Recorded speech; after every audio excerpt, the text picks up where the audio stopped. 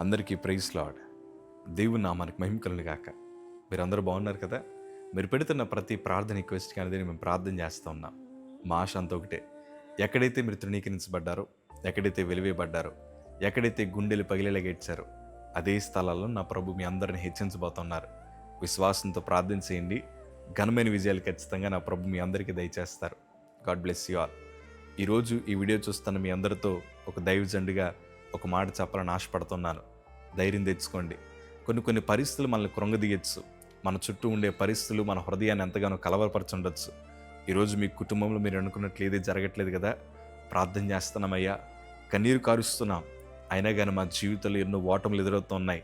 నా కళ్ళ ముందరే నా పిల్లల భవిష్యత్తు ఏమైపోద్దన్న భయం నాకుంది, నా ఆరోగ్యం ఏమైపోద్దన్న భయం ఉంది, మానసికంగా కృంగిపోయానన్నా, ఏం చేయాలో అర్థం కాని స్థితిలో మిగిలిపోయాను.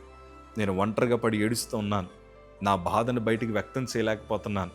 ఈరోజు నా బ్రతికెట్లా ఉంది, రేపు నేను ఆశీర్వదించబడతానా, ఈరోజు నేను ఎన్నో కొరతల మధ్యన ఉన్నాను, రేపు నా జీవితం మారుతుందా అని దిగులు చేత ప్రభు సన్నిధిలో కన్నీరు గారుస్తున్న నీతో ఒక శుభవార్త చెప్పాలని ఆశపడుతున్నాను.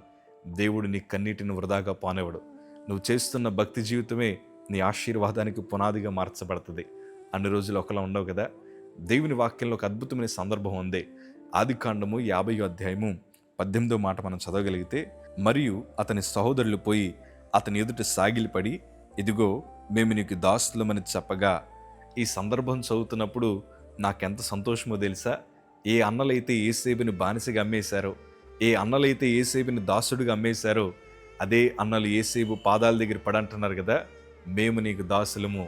ఈ సందర్భం చూస్తున్నప్పుడు మనందరికీ తెలియాల్సిన ఒక విషయం ఏంటంటే, అన్ని రోజులు ఒకలా ఉండవు. మన ప్రభులు వారు ఎట్లాంటి వారంటే, పెంట కుప్పల మీద ఉండేవారిని అధికారులతో కూర్చోబెట్టగలిగిన దేవుడు ఆయన. అధికారులను కూడా పెంట కుప్పల మీద కూర్చోబెట్టగలిగిన దేవుడు ఆయన. యేసేపుని ఎంతగానో శ్రమ పెట్టారు. యేసేపు అంటున్నాడు కదా, మీరేం భయపడద్దు, నేను దేవుని స్థానంలో లేను. మీరు నాకు కీడు చేయని ఉద్దేశించారు, కానీ దేవుడు అది మేలుకరంగా మార్చాడు. మీరు నన్ను గాయపరచాలనుకున్నారు, దేవుడు నన్ను మహారాజుగా మార్చారు. మీరు నన్ను ఒంటరిగా చేయాలనుకున్నారు, ఈరోజు అనేక మంది ప్రజలకు నాయకుడిగా ఆదర్శవంతంగా దేవుడు మార్చాడు. మీరు ఎన్నిక లేని వారిగా చూశారు, రాజే వచ్చి తన చేతి ఉంగరాన్ని నా చేతికి పెట్టేలాగా దేవుడు చేశాడు. ఈ సంగమా, నిన్ను ఎంతమంది అయితే గాయపరుస్తున్నారో అంత ఉన్నతంగా నా ప్రభు నిన్ను హెచ్చించబోతున్నాడు. ఎంతమంది అయితే నిన్ను వెలివేశారో వారందరి ముందర నా ప్రభు నిన్ను హెచ్చించబోతున్నాడు. ఎంతమంది అయితే నిన్ను చులకనగా చూశారో వారందరి కళ్ళ ముందరే దేవుడు నిన్ను మెట్టుకు మెట్టు ఎక్కించబోతున్నాడు. నీ స్థితిని చూసి, నీ పరిస్థితులను చూసి, నీ కుటుంబాన్ని చూసి, నీవు చేస్తున్న ఉద్యోగాన్ని చూసి, నీ కలిగిన సమస్తాన్ని చూసి, ఎన్నిక లేని వాడిగా, ఎన్నిక లేని దానిగా నిన్ను ఒకసారి చూసుండొచ్చేమో. కానీ ఏం కలవరపడకండి. ఎంతమంది చెవికైతే మీరు బలహీనలు అన్న వార్త వినబడిందో వారందరి చెవుల్లోకి ఈరోజు ఒక గొప్ప శుభవార్త వెళ్ళబోతోంది. అదేంటి తెలుసా? నా ప్రభు మీ అందరిని హెచ్చించబోతున్నాడు. మీరు ఆశీర్వదించబడ్డం వారందరూ చూడబోతున్నారు. యేసేపుని వారు అన్నలు చూసినప్పుడు యేసేపు ఎట్లా ఉన్నాడు తెలుసా? ఒక మహారాజు స్థానంలో దేవుడు కూర్చోబెట్టాడు. ఒక ఉన్నతమైన సింహాసనం మీదకి ప్రభు ఎక్కించాడు. ఈరోజు అట్లాంటి కృప దేవుడు మీ అందరికీ అనుగ్రహించబోతున్నాడు. చిన్నప్పుడు నేను కూడా ఒక పనికిరాని పాత్రగానే ఉన్నాను. కొంతమంది నన్ను చూసినప్పుడు మా తల్లితో అన్న మాటని తెలుసా, వీడి భవిష్యత్తు ఏమైపోద్దో అర్థం కావట్లేదు, అందరూ చక్కగా చదువుకుంటున్నారు, అందరికీ మంచి బ్యాక్గ్రౌండ్ ఉంది, కానీ మీ అబ్బాయికి ఏమీ లేదు, మీ అబ్బాయి బ్రతుకు మారదు, వాడు ఎట్లానే పాపంలో మునిగిపోతాడు అని ఎంతోమంది నా మీద రాళ్ళు వేశారు.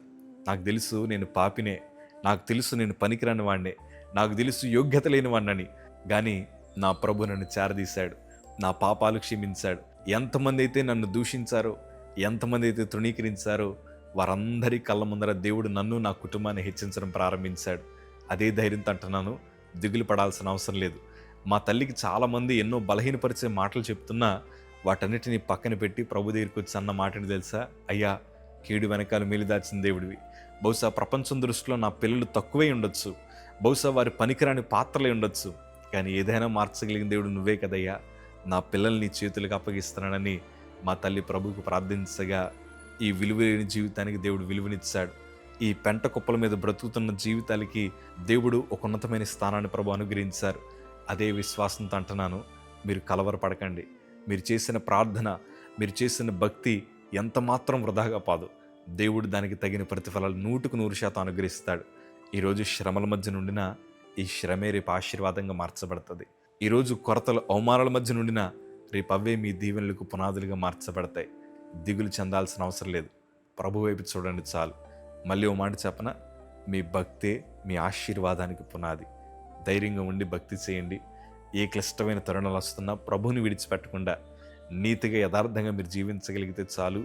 ఓడిపోతున్న మీ కుటుంబాలకే దేవుడు ఘనమైన విజయాలు అనుగ్రహించబోతున్నాడు. ధైర్యంగా ఉండండి. God bless you all.